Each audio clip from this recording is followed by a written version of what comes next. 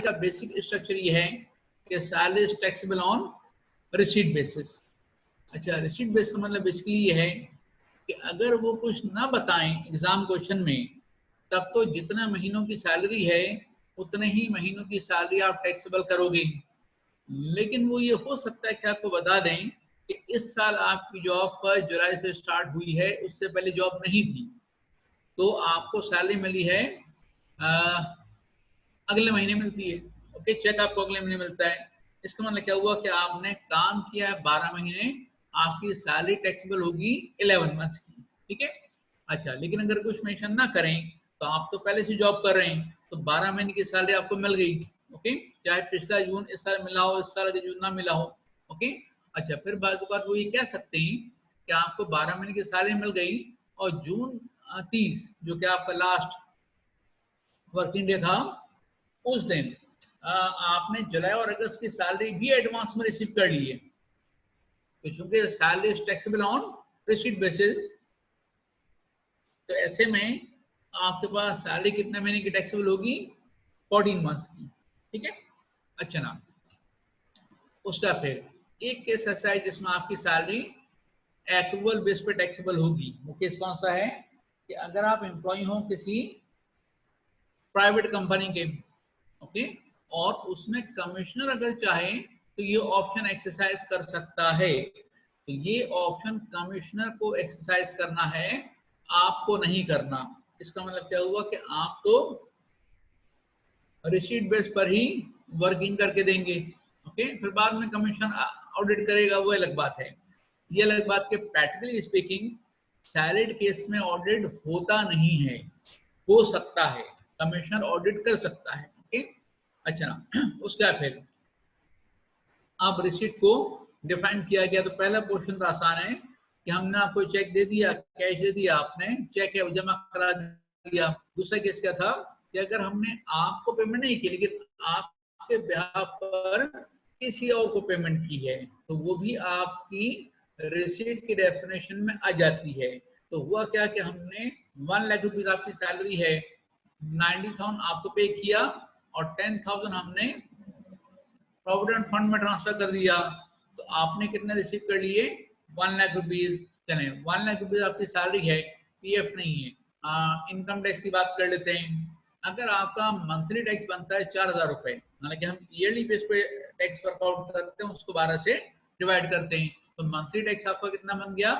4,000 रुपए। तो हम क्या करेंगे कि 96,000 आपको पे कर देंगे, 4,000 रुपीज एसबीआई को पे कर देंगे। तो आपने कितना रिसीव कर लिया? पूरा 1 लाख रुपीज। अच्छा, उसका फिर ये हमने पढ़ा था कि अगर हमने आपको ना तो आपको पेमेंट की है, ना आपके ब्याह पर किसी और को पेमेंट की है, लेकिन हमने आपके लिए क्या किया था? अवेलेबल कर दिया था। ठीक है। तो उस सूरत में भी आप इसको टैक्सेबल करेंगे। जैसे हमारे एग्जाम में आता रहता है कि जून का जो चेक है आपने 27 जून को रिसीव किया और बैंक में आपने जमा कराया 2 जुलाई को, तो चूंकि वो मेड अवेलेबल की डेफिनेशन में आ गया था, इसलिए वो टैक्सेबल होगा इसी साल। ओके। जैसे किसी कंपनी ने आपसे कहा कि आप लैपटॉप लेके जाइए, वो भी आपके लिए सैलरी के बेनिफिट का पार्ट होता है। अच्छा, अब ऐसे में डॉक्यूमेंटेशन हो गई, गेट पास बन गया, कब तक? 29 जून को। आप वो लैपटॉप लेके गए 2 जुलाई को, तो टैक्सेबल कब होगा? इसी साल टैक्सेबल हो जाएगा। ओके। अच्छा, इस पर हमने कुछ एक एग्जाम्पल भी कर ली थी, ठीक है ना, वो ये है, ये एग्जाम में आ चुका है। ओके। हालांकि इस तरह का कोई केस प्रैक्टिकली आपको देखने को नहीं मिलेगा। ठीक है। अच्छा ना, यहाँ तक हम लोगों ने कर लिया था और हम लोगों ने रिवाइज कर लिया। तो चलें बच्चों, आज के लिए इतना काफी है। क्लास एंड करें? नो, तुम तो आराम से लेटे हो बिस्तर पे, ठीक है ना। चलें, ओके, यस, चलें आगे चलते हैं। चलें, ठीक है। ओके, अब एक काम और करते हैं। ये जो अच्छा, अब आपको रजिस्टर होना चाहिए, पेन हो, कैलकुलेटर हो, आप खुद हो। ओके, सुने गौर से। एक आईकैप में क्वेश्चन आया है और यही क्वेश्चन बड़ी आसानी से ICMR एग्जाम में भी ले लेते हैं। ओके, तो आप सुनिएगा जरा, मैं एक क्वेश्चन का एक पोर्शन आपको दे रहा हूँ, वो आपको सॉल्व करना है, ठीक है ना। अच्छा, सॉल्व करेंगे, उसके बाद फिर अच्छा वैल्यू कैसे कैलकुलेट करेंगे, ये आगे पूरा डिस्कशन आएगा। हाँ, वैल्यू कैसे वर्कआउट करेंगे बेनिफिट की, आगे पूरा डिस्कशन आने वाला है, ठीक है। ओके, चलें काम करेंगे। ये एक क्वेश्चन है, चलें इसमें कन्वेंस को भी छोड़ दो, आप मुझे सिर्फ ये पढ़ो, ये रेलेवेंट पोर्शन है क्वेश्चन का, और मुझे आप ये बताइएगा कि इस साल बेसिक सैलरी कितनी टैक्सेबल होगी। कन्वेंस को भी छोड़ दो फिलहाल, बेसिक सैलरी कितनी टैक्सेबल होनी है, आप अमाउंट वर्कआउट करके बताओ।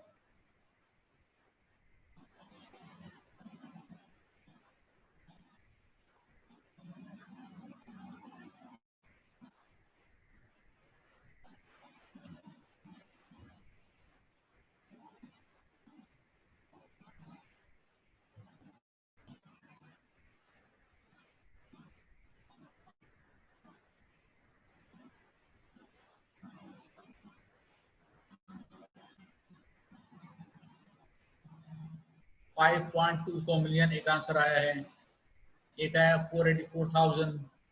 ओके, देखते हैं जरा,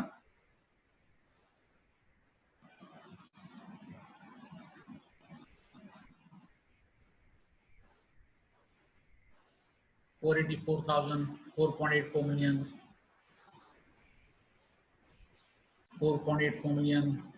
ओके, चलें, ज्यादातर आंसर आ रहे हैं 4.84 मिलियन, और एक आंसर आया 5.24 मिलियन, ठीक है। तो चलें इसको हम जरा चेक करें इसका आंसर।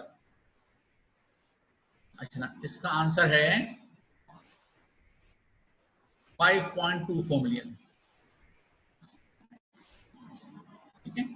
ये एक बच्चे ने सही आंसर दिया था, बल्कि दूसरे बच्चे ने सही आंसर दिया। ये चलें, तो ये हमारे पास इस वक्त पार्टिसिपेंट्स हैं तकरीबन 50 के करीब, उनमें से दो ने सही आंसर किया है, ठीक है।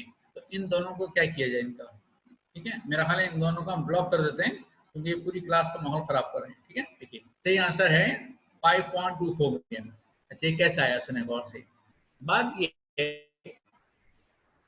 कि इस साल आपकी बेसिक सैलरी है पर मंथ 4,40,000, ओके।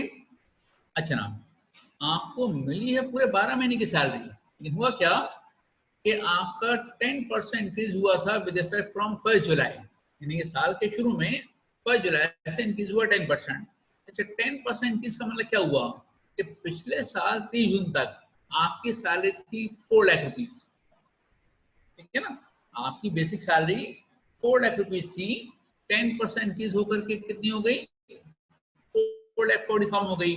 अब होता क्या है कि आपको हर महीने का चेक अगले महीने मिलता है, इसका मतलब क्या हुआ कि लास्ट जून जो सैलरी 4 लाख थी, वो आपने लास्ट ईयर टैक्सेबल नहीं किया था, जून का रिसीव नहीं किया था, आपने उसे इस साल जुलाई में रिसीव किया, तो एक चेक आपको मिला 4 लाख रुपीज का, और 11 चेक आपको मिले 4,40,000 के। अच्छा, इस साल का जो जून का चेक है 4,40,000 का, वो आपको नहीं मिला, अगले साल मिलेगा। कि इस क्वेश्चन में कॉम्बिनेशन आपका क्या बन गया कि 11 चेक तो आपको मिले 4,40,000 के हिसाब से, और एक चेक आपको पुराना मिला है इस साल का, वो है 40,000 का, तो 4,40,000 multiply by 11 plus 4 lakh rupees, ये हो गया 5.24 मिलियन। तो आई एम श्योर आपको समझ में आ गया होगा। अच्छा, ये मेरा ख्याल आपकी बुक में शायद ना हो, तो एक काम करें, इसको आप क्लिक कर सकते हैं।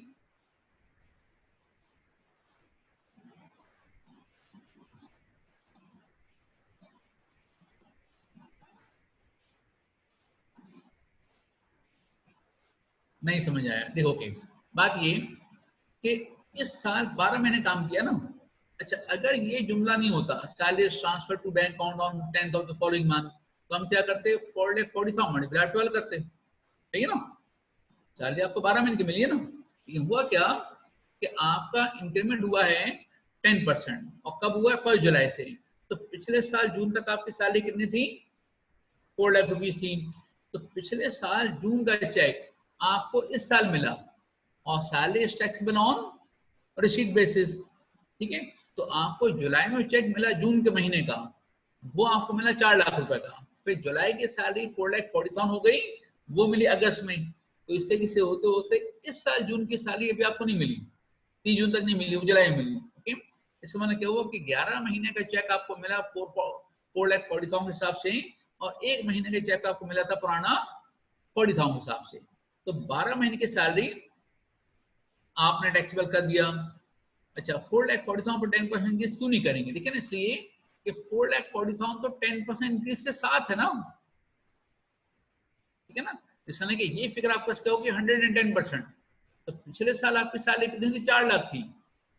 तो जो सैलरी इस वक्त होती है उस पर इंक्रीमेंट होता है ना, इंक्रीमेंट होने के बाद जो है उस पर तो परसेंटेज नहीं लगाते।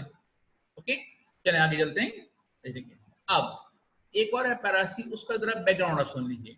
देखिए बैकग्राउंड ये है कि एक छोटा सा मसला है जिसके लिए पैरा नंबर सी आया। अच्छा, मसला ये है कि फॉर एग्जाम्पल अगर आपका जॉब पीरियड है 12 मंथ्स एंड 12 मंथ्स, ओके।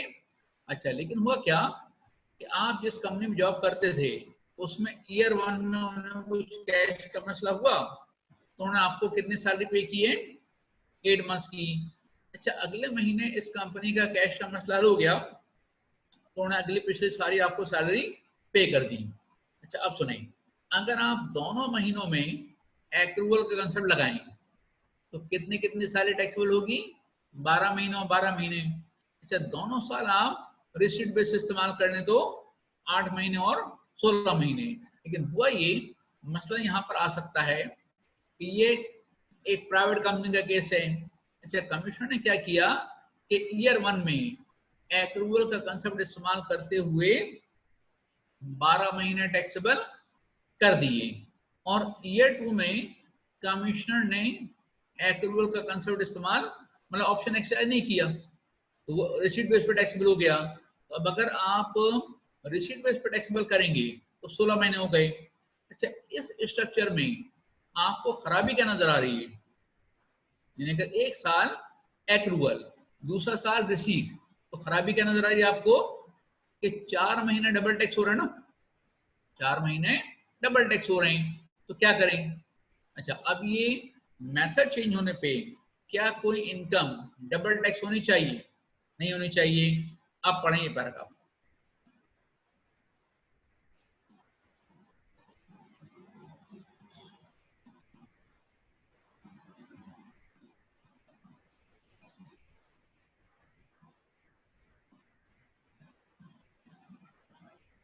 बस ये 22 तक पढ़ें, बाकी बेजन का हमारा क्वेश्चन है।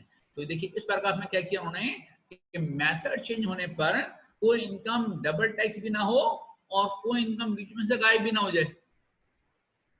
लेकिन ऐसे भी ना हो कि इनकम बीच में से गायब हो जाए या कोई इनकम डबल टैक्सेबल हो जाए, ठीक है। तो यहाँ तक जो हमने डिस्कशन किया है, तो इसमें हमने क्या मुकम्मल किया? Basic tax structure of salary, okay. अच्छा, इसके बाद अब हम आते हैं सैलरी की डेफिनेशन पर। अच्छा, सैलरी की डेफिनेशन बहुत ज़्यादा इंपॉर्टेंट है, इसलिए कि इस पर थ्योरेटिकल क्वेश्चन भी आते हैं और प्रैक्टिकल एप्लीकेशन भी इसमें आती है, ओके। अच्छा ना, salary means any amount received by an employee from an employment, whether of a revenue or capital nature including। अब देखिए मैं दोबारा पढ़ता हूँ, सैलरी मीन्स एनी अमाउंट। अच्छा, जब हम लॉ में अमाउंट का जिक्र करते हैं ना, तो इसका मतलब कैश भी होता है, इसका मतलब चेक भी होता है, और इसका मतलब बेनिफिट इन काइंड भी होता है। अगर कंपनी ने आपको लैपटॉप दे दिया फ्री में और उसकी फेयर मार्केट वैल्यू है 70,000 रुपए, तो ये जो लैपटॉप है ये एक अमाउंट है ना। कितनी अमाउंट है इसकी? 70,000 रुपीज, टैक्सेबल करें, ओके। तो अमाउंट में बेनिफिट इन काइंड भी आ जाते हैं, राइट। अच्छा, salary mean any amount receive by an employee from an employment. तो बात ये है कि एक मर्तबा आप एम्प्लॉय बन जाएं तो फिर एम्प्लॉयमेंट रिलेशनशिप के तहत जो कुछ आप रिसीव करेंगे वो सैलरी के हेड में टैक्सेबल होगा, ठीक है। अच्छा, आगे लिखा है वेदर ऑफ रेवेन्यू और कैपिटल नेचर। अच्छा, यहाँ कैपिटल नेचर का मतलब वो कैपिटल रिसीट नहीं जो हमने आपको बताई थी इनिशियल लेक्चर में। कैपिटल रिसीट एक अलग चीज है, यहाँ कैपिटल नेचर मतलब पता क्या हुआ, आपको कंपनी ने फ्री में दे दिया लैपटॉप, तो लैपटॉप एक कैपिटल नेचर आइटम है, लेकिन चूंकि वो एक सैलरी बेनिफिट के तौर पर दिया गया है, इसलिए उसकी फेयर मार्केट वैल्यू आपके लिए टैक्सेबल होगी। यहाँ कैपिटल नेचर का मतलब कैपिटल रिसीट नहीं है। ओके, अच्छा अब सुने गौर से, सैलरी की डेफिनेशन है जरा लंबी चौड़ी। ओके, आप देख रहे हैं काफी आगे तक जा रही है, इंक्लूडिंग लंबा चौड़ा कंसेप्ट है, लेकिन असल डेफिनेशन ये 2 लाइनों की है। फिर उन्होंने बाद में कुछ चीजें ऐड की हैं, कुछ एक्सप्लेनेशन दी हैं, सब कुछ चलता रहेगा, लेकिन असल डेफिनेशन है ये 2 लाइनों की। तो मैं इसको जरा एक और एंगल से डिस्कस करूंगा, सुने जरा। एक मतलब आप एम्प्लॉयमेंट रिलेशनशिप में आ गए, तो फिर जो कुछ आपको एम्प्लॉयर से मिलेगा वो सैलरी का पार्ट होगा। मैं आपको मिसाल देता हूँ, देखिए अगर एक कंपनी है ए लिमिटेड, ठीक है, तो मैं ए लिमिटेड हूँ, आप मेरे एम्प्लॉय बन गए। अच्छा, अब अगर आप हमारे सेल्स डिपार्टमेंट में काम करते हैं, आप हमारे सेल्स मैनेजर हैं, तो ये कॉमन होता है कि सेल्स मैनेजर फिक्स अमाउंट जरा कम लेता है और उसको मिलता है कमीशन।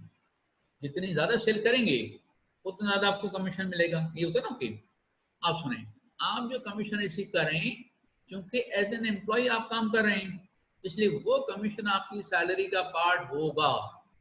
लेकिन आप सुने, ए लिमिटेड वही कमीशन किसी होलसेलर को दे, किसी एजेंट को दे, तो वो क्या सैलरी का पार्ट बनेगा?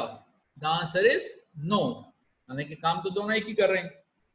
लेकिन जो कमीशन एजेंट है, जो होलसेलर है, वो असल में हम कह सकते हैं उसको इंडिपेंडेंट सर्विस प्रोवाइडर, वो आपसे माल लेके बेच रहा है। ओके, लेकिन जो एम्प्लॉय है वो एज एन एम्प्लॉय चूंकि काम कर रहा है, तो वही कमीशन जो है वो सैलरी का पार्ट बनेगा। ठीक है, इस तरीके से एक और चीज सुनेगा, IBA। अच्छा, IBA में जो टीचर्स हैं वो उनके कुछ एम्प्लॉयज भी हैं, फुल टाइम टीचर और एम्प्लॉयज हैं उनके, बाकायदा पेरोल के ऊपर हैं वो, और कुछ विजिटिंग फैकल्टी भी हैं। अच्छा, काम दोनों एक ही कर रहे हैं, ठीक है, स्टूडेंट्स को पढ़ा रहे हैं, लेकिन वो जो एम्प्लॉय टीचर्स हैं उनको चेक मिलेगा, वो सैलरी इनकम में जाएगा, और जो इंडिपेंडेंट फैकल्टी मेंबर है वो उनके लिए बिजनेस इनकम होगी। ओके, अब एक और एंगल से सुनिएगा, सुनिए, आप हैं मिस्टर जेड, आप जॉब कर रहे हैं ए लिमिटेड में, ए लिमिटेड के आप एम्प्लॉय हैं, तो ए लिमिटेड जो भी आपको पेमेंट करेगी, क्या वो सैलरी का पार्ट होगा? नो, इसलिए कि असल चीज क्या है कि एम्प्लॉयमेंट रिलेशनशिप के तहत जो पेमेंट की जाएगी वो सैलरी का पार्ट होगा। ठीक है ना, क्या एम्प्लॉयमेंट के अलावा कोई और आपका रिश्ता हो सकता है? हो सकता है।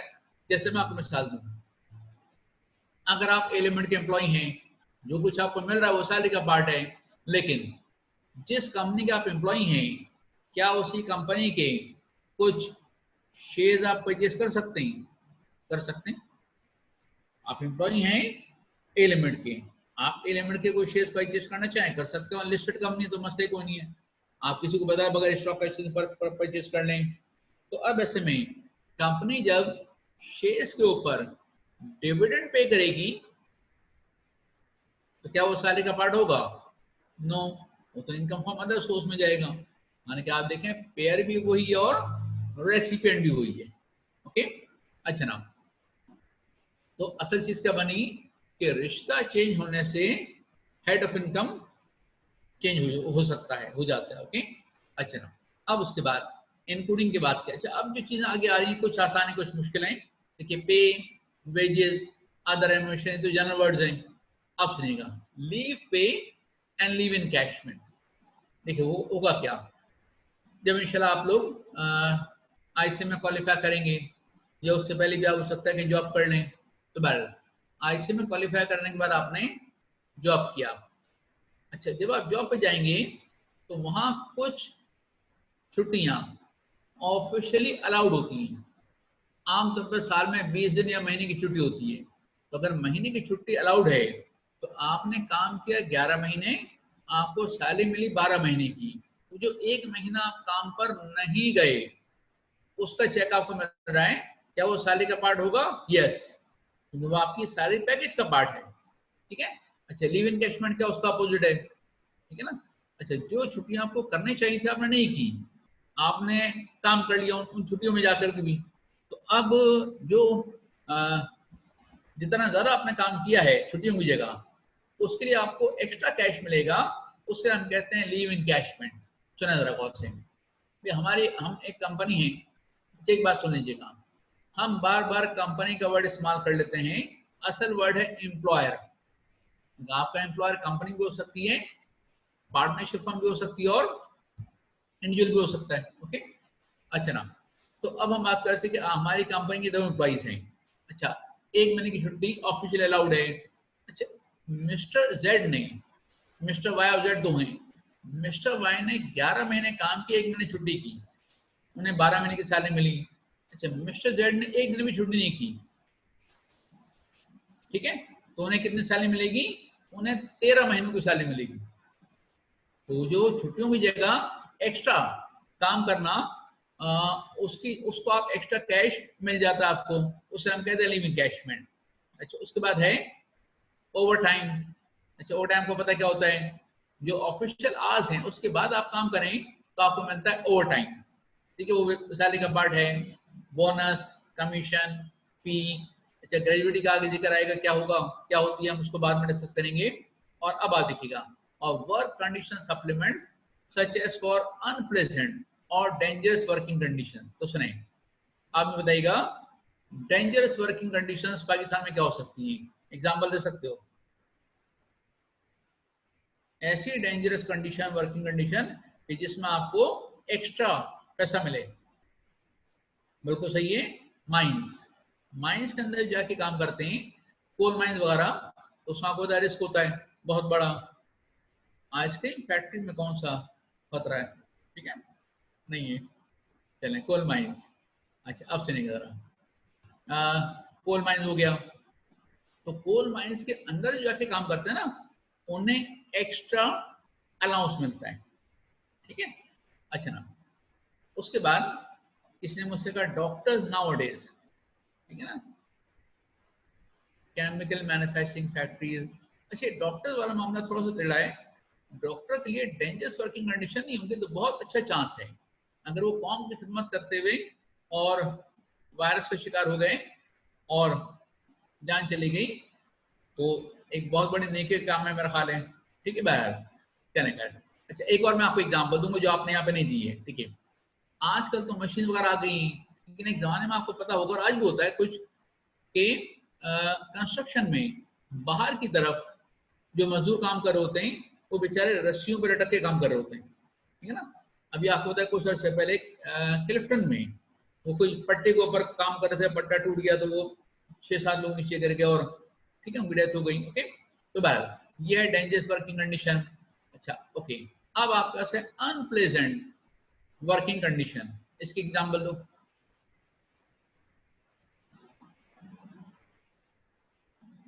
वापडा वालों को risk allowance for dangerous working condition, बिल्कुल सही है।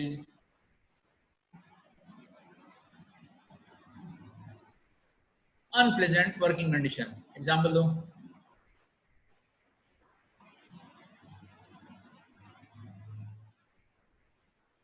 केमिकल फैक्ट्रीज, बिल्कुल ठीक है। चलें, देखिए, अगर किसी कोई केमिकल फैक्ट्री है, अच्छा, अब हर डिपार्टमेंट्स हैं, तो हर डिपार्टमेंट में तो मसला नहीं होता ना। एक डिपार्टमेंट जिसमें केमिकल की बहुत खराब किस्म की बू है, ठीक है, ओके, तो वो अनप्रेजेंट वर्किंग कंडीशन है, तो वहां काम करने वालों को हो सकता है कि एक्स्ट्रा अलाउंस मिले।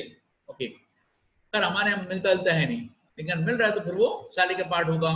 अच्छा, एक और देखिए, किसी जगह होता है भट्टी होती है, टेम्परेचर बहुत ज़्यादा होता है, तो भी अनप्लेजेंट वर्किंग कंडीशन है। किसे किसे, चले मैं आपको एक और एग्जांपल दूँ। अगर बेहतरीन किस्म का एयर कंडीशनिंग सिस्टम लगा हुआ है, कूलिंग सिस्टम लगा हुआ है, तो क्या आप उसे अनप्लेजेंट वर्किंग कंडीशन कह सकते हैं? यस।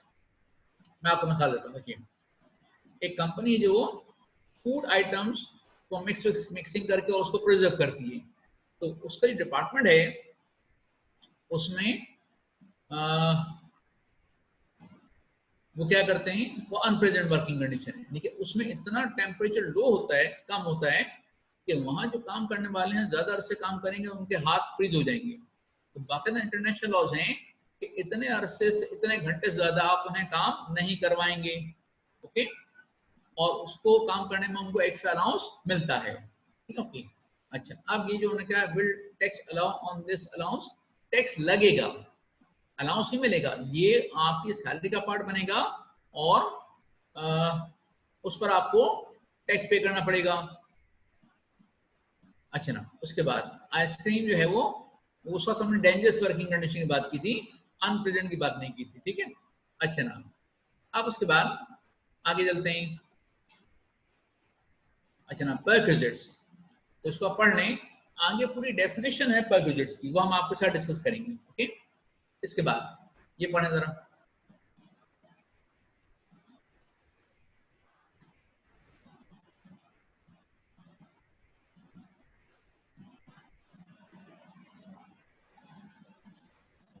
ये एग्जांपल ये है कि कंपनी आपको किसी भी किस्म का अलाउंस दे, किसी भी नाम से, वो सैलरी का पार्ट होगा।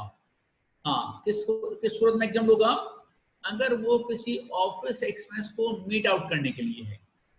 जैसे मैं आपको मिसाल दूं, अगर आप पर्सनल ट्रैवलिंग पर बाहर जा रहे हैं, ओके, और फिर कंपनी आपको उसका अलाउंस दे, ट्रैवल अलाउंस या एयर टिकट दे दे, होटल बिल है, खाना पीना है, पीना पिलाना है, पीने पिलाने के बाद टोन होगा, मेडिकल एक्सपेंडिचर है, तो ये सारा आपका सैलरी एक्सपेंस का पार्ट होगा। लेकिन अगर आप ऑफिशियल ट्रिप पे जा रहे हैं, ठीक है, तो एयर टिकट से लेकर के और टोन होने तक, ठीक है, जितना खर्चा होगा अगर कंपनी पे करती है तो वो तो आपके लिए टैक्सेबल नहीं होगा, ओके। अच्छा, इसे इसमें एग्जाम्पल है वो क्या है, washing allowance and kit allowance. तो सुने जरा, कुछ फैक्ट्रीज में वर्कर्स का यूनिफॉर्म होता है, ठीक है ना, जैसे खासकर जो गार्ड्स वगैरह होते हैं उनके भी यूनिफॉर्म होते हैं। अच्छा, अब हुआ क्या कि किसी कंपनी में वर्कर्स का यूनिफॉर्म है। अच्छा, यूनिफॉर्म तो कंपनी ने प्रोवाइड कर दी उन्हें, ओके। अच्छा, अब ऐसे में वो तो सैलरी का पार्ट नहीं है, वो तो ऑफिस के लिए इस्तेमाल कर रहे हैं, घर में तो इस्तेमाल नहीं कर रहे हैं, ओके। अच्छा, अब ऐसे में उनकी जो वॉशिंग है उसका अरेंजमेंट भी कंपनी करेगी, ठीक है ना। तो कंपनी ये भी कर सकती है कि ठीक है, किसी ड्राई क्लीनर वाले को वहां बिठा दें, वो वॉश करके देता रहे। और ये भी हो सकता है कंपनी कहे अपने वर्कर से कि इसको नीट एंड क्लीन रखना आपका काम है, और उसके लिए हम आपको एक वॉशिंग अलाउंस दे रहे हैं 2000 रुपये महीना। तो अब जो वॉशिंग अलाउंस मिल रहा है किस लिए मिल रहा है, आपकी ऑफिस परफॉर्मेंस के लिए आपको एक अलाउंस मिल रहा है, ठीक है, तो वो आपके लिए टैक्सेबल सैलरी का पार्ट नहीं होगा।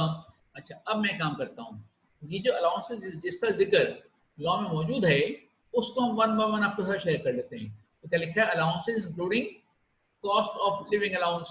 अच्छा, इसको हम कहते हैं कॉस्ट ऑफ लिविंग अलाउंस, और उसको प्यार से कहते हैं कोला, ठीक है। अच्छा, ये एक लेबर लॉज है, ठीक है, ओके। और इसका मतलब बेसिकली पता है क्या होता है, जब महंगाई बहुत बढ़ जाती है, प्राइसेस बहुत ज्यादा बढ़ जाती हैं, इन्फ्लेशन बहुत ज्यादा हो जाता है, तो गवर्नमेंट की तरफ से एक नोटिफिकेशन आ जाता है कि आप अपने अपने वर्कर्स को इतना इतना कॉस्ट ऑफ लिविंग अलाउंस दे दें। फिर कंपनीज को, फैक्ट्रीज को वो पेमेंट करनी पड़ती है। अच्छा, इसी तरीके से इसी तरह का एक और एक्सपेंस है, मतलब अलाउंस है, जिसका जिक्र यहाँ पे नहीं है लेकिन आगे जाके आएगा, वो है डीएनएस अलाउंस, डीए। अच्छा, ये भी लेबर लॉज है, ये भी एक तरह का महंगाई अलाउंस है। अच्छा, फिर आगे है सब्सिस्टेंस। अच्छा, जो सब्सिस्टेंस अलाउंस है इसका नेचर भी किसी हद तक यही है। अच्छा, सब्सिस्टेंस का मतलब पता क्या हुआ, घर के जो आपके डेली एक्सपेंसेस हैं उनको मीट करने के लिए अलाउंस देना। आपको पता है आजकल वर्कर्स वगैरह की, प्यून्स वगैरह हैं, इनकी सैलरी जो होती है उसमें इनका गुजारा नहीं हो पाता है। तो अब कंपनी ये करती हैं कि बजाय इससे के साथ सैलरी इंक्रीज करें, उन्होंने कहा ठीक है, इसके लिए हम आपको अलग से अलाउंस दे देते हैं, उसे वो नाम देते हैं सब्सिस्टेंस अलाउंस। अच्छा, पेरेंट अलाउंस तो कॉमन है, यूटिलिटीज, एजुकेशन वगैरह, एंटरटेनमेंट, वो बाद में देखते हैं। चलें, अब उसके बाद आगे चलते हैं। अच्छा, profits in Leo of salary की डेफिनेशन आगे आएगी, डिटेल में डिस्कस करेंगे, यहाँ सब लिस्टिंग है। उसके बाद पेंशन और एन्युटी आगे पूरा एक पैराग्राफ मौजूद है, डिस्कस करेंगे। उसके बाद एम्प्लॉय शेयर स्कीम आगे चैप्टर 4 पूरा मौजूद है, इसके ऊपर डिस्कस करेंगे। तो ये अभी हमारी सैलरी की डेफिनेशन मुकम्मल नहीं हुई, इसलिए कि अब उन्होंने क्या किया, आपको बताया। अच्छा एक काम करते हैं, ये पैराग्राफ बाद में डिस्कस करेंगे, ठीक है? ओके, ये भी डिस्कस नहीं करा, ये हम बाद में किसी डिस्कस करेंगे। अब आप आइए परक्यूजिट के डेफिनेशन। ये परक्यूजिट कहते हैं किसको हैं? चलें काम करेंगे। ये जो आपको नजर आ रहा है बोर्ड के ऊपर, वो आप जरा पढ़ लें स्क्रीन पर, और फिर मैं इसको एक्सप्लेन करूंगा।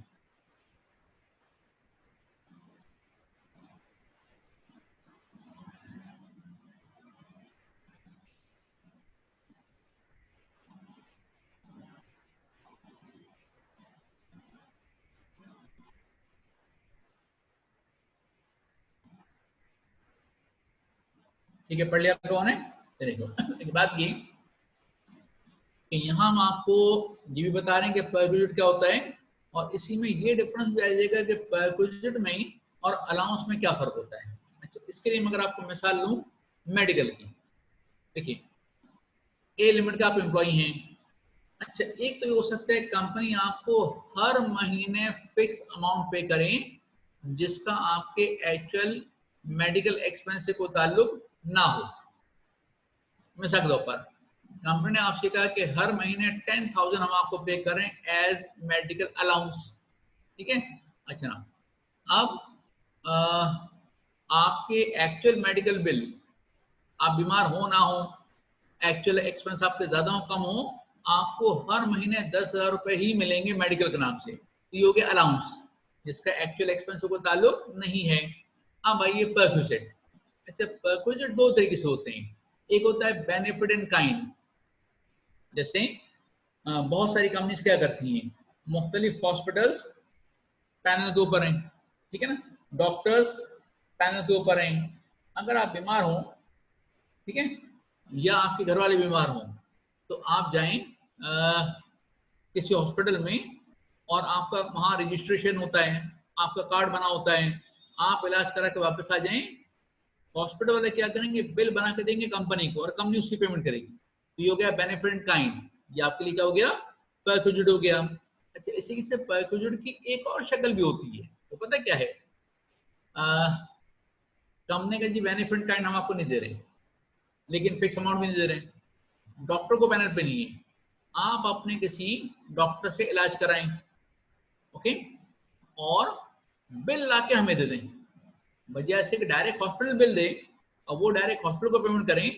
वो क्या करेंगे, आप अपने किसी डॉक्टर से इलाज करा लें, आपके बच्चे हैं, कोई चाइल्ड स्पेशलिस्ट है, आप हैं, आपकी बेगम है, किसी साइकेट्रिस्ट का इलाज कराएं, ओके, तो बिल ला के आप क्या करें, कंपनी को दे दें। अच्छा, अब कंपनी उसकी रीइंबर्समेंट करेगी। तो अच्छा, अब सुने, कंपनी आपको कैश दे रही है, ठीक है, तो अगर बेनिफिट काइंड है तो वो तो परक्यूजिट हो गया। अब कंपनी आपको कैश पे करिए, तो एक सूरत में ये अलाउंस होगा, दूसरे सूरत में परक्यूजिट होगा। फर्क क्या है, अगर कंपनी आपको कैश दे रही है और हर महीने फिक्स अमाउंट दे रही है, बिल विल आप ना दें, बिल से कोई ताल्लुक नहीं है, तो अलाउंस हो गया।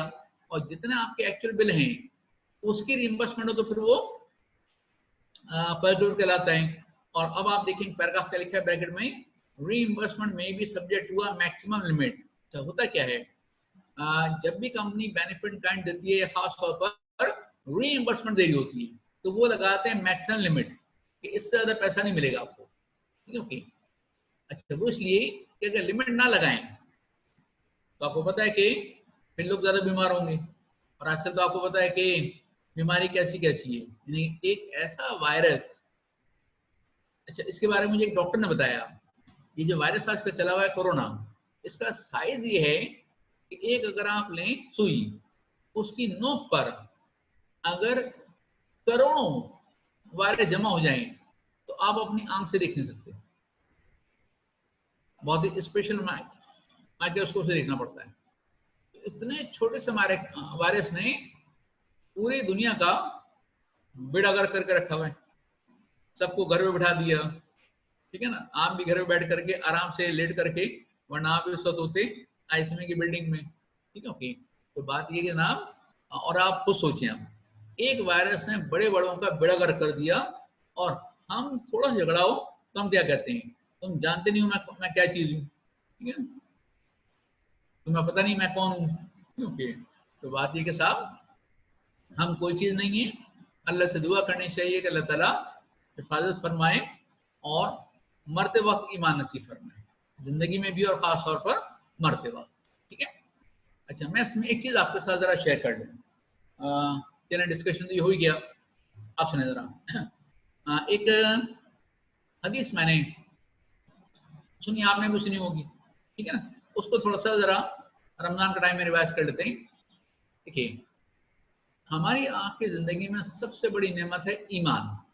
ओके, मुसलमान होना बहुत बड़ी नेमत होती है कि हमें उसकी कदर नहीं बहरा, लेकिन बहुत बड़ी नेमत है।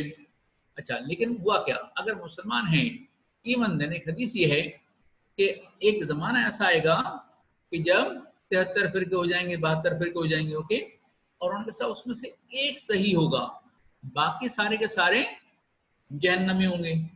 अच्छा, साहबा कराम ने पूछा कि वो फिरका कौन सा होगा जो सही रास्ते पर होगा, तो उसका कोई नाम, कोई टाइटल नहीं बताया गया, सिर्फ एक निशानी बताई गई कि जो नबी अकरम सल्लल्लाहु अलैहि वसल्लम और साहबा कराम के तरीक़ार पर अमल करे, उनके रास्ते पे चले। ठीक है, ओके।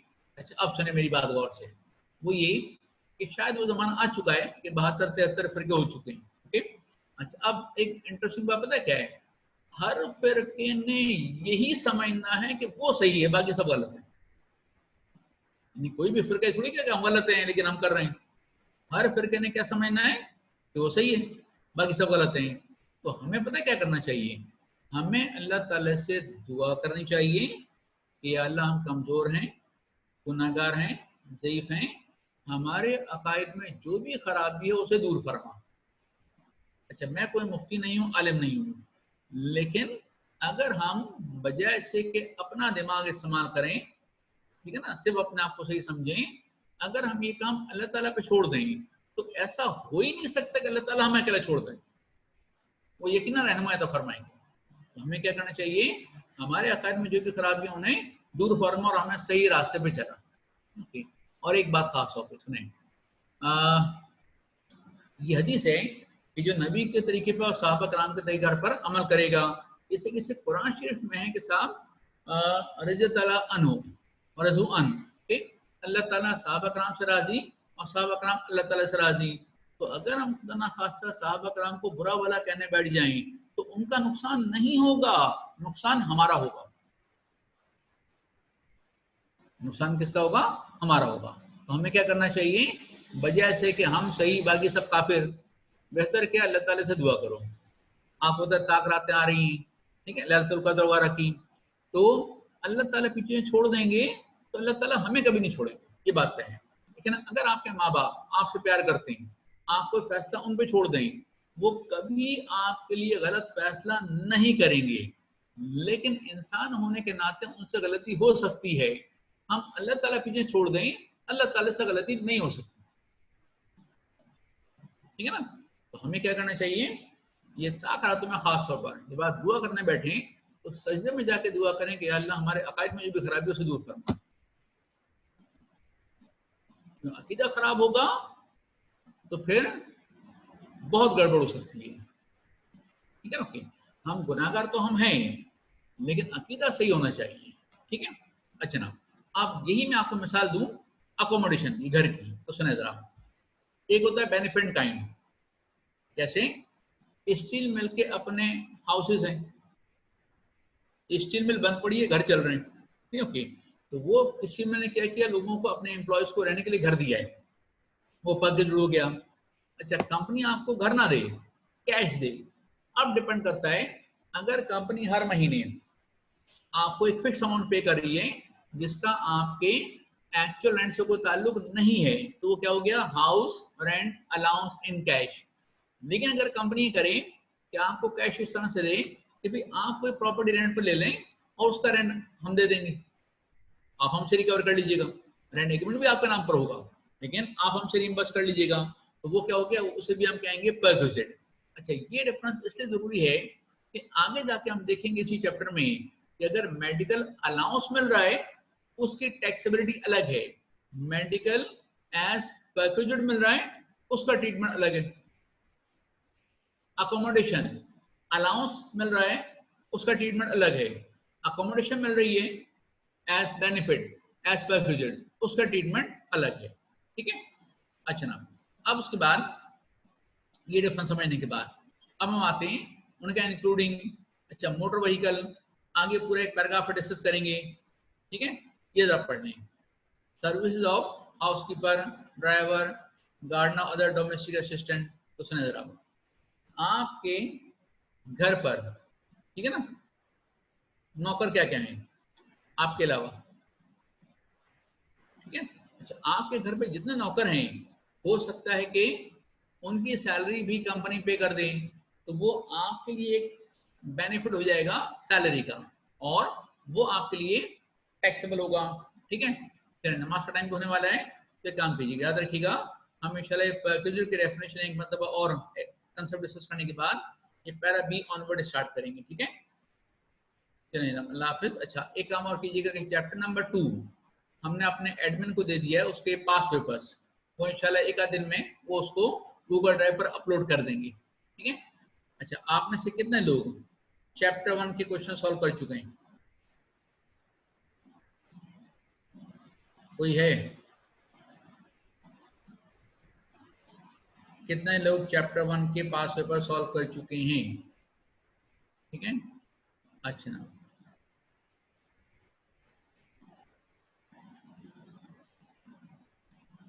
अच्छा, जितने बच्चों ने यस कहा है उनमें से ज्यादातर लड़कियां हैं, ठीक है ना। अच्छा, इनके पास तो बहुत टाइम होता है, किचन में सारे काम तो लड़के कर रहे होते हैं, ठीक है। यानी कि 10 लोगों ने जवाब दिया यस, उनमें से 8 लड़कियां हैं, ओके। तो बात एक साहब, क्योंकि लड़कों को किचन में काम करना पड़ता है, झाड़ू पोछे का ख्याल रखना पड़ता है, उनको टाइम मिलता नहीं है, ठीक है, ओके। चले पहले तो आप सब लोग जरा क्वेश्चन सॉल्व कर लीजिएगा, ठीक है। सर एडमिन अलाउ नहीं कर रहा गूगल ड्राइव पर। बेटा, आपको अलाउ करना चाहिए, इसलिए कि आप हरी साहब से कांटेक्ट करें और वो आपको कोऑर्डिनेट करके देंगे, ठीक है। गूगल ड्राइव का लिंक मेरे पास नहीं है, ठीक है। अच्छा, पास पेपर्स का लिंक भी गूगल ड्राइव पर है। गूगल ड्राइव पर आप जाएंगे तो उसी पर हमारे रिकॉर्ड लेक्चर भी हैं, और अच्छा, एक काम कर सकते हैं आप लोग, वो ये कि साहब मेरा आप ईमेल लिख लें, और जिनके पास गूगल ड्राइव का एक्सेस नहीं है वो मुझे अगर ईमेल कर देंगे तो मैं उन्हें कम से कम जो पास पेपर्स हैं वो मैं दे दूंगा, ओके। ये सबको ईमेल एड्रेस आ गया?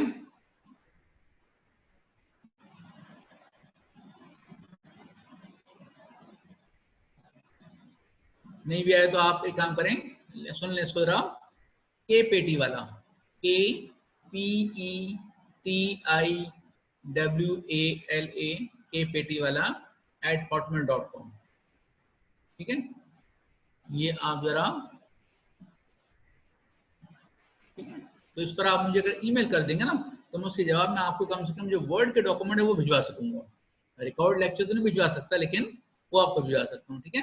थैंक यू, अल्लाह हाफिज। अच्छा, रिकॉर्डिंग्स कब तक अवेलेबल रहती हैं? ये परमानेंट है, गूगल ड्राइव पर रिकॉर्डिंग परमानेंटली है, वो रिमूव नहीं होंगी, ठीक है, ओके। जब तक आपका एग्जाम चल रहा है उस वक्त तक इंशाल्लाह रहेंगी, ठीक है। अल्लाह हाफिज।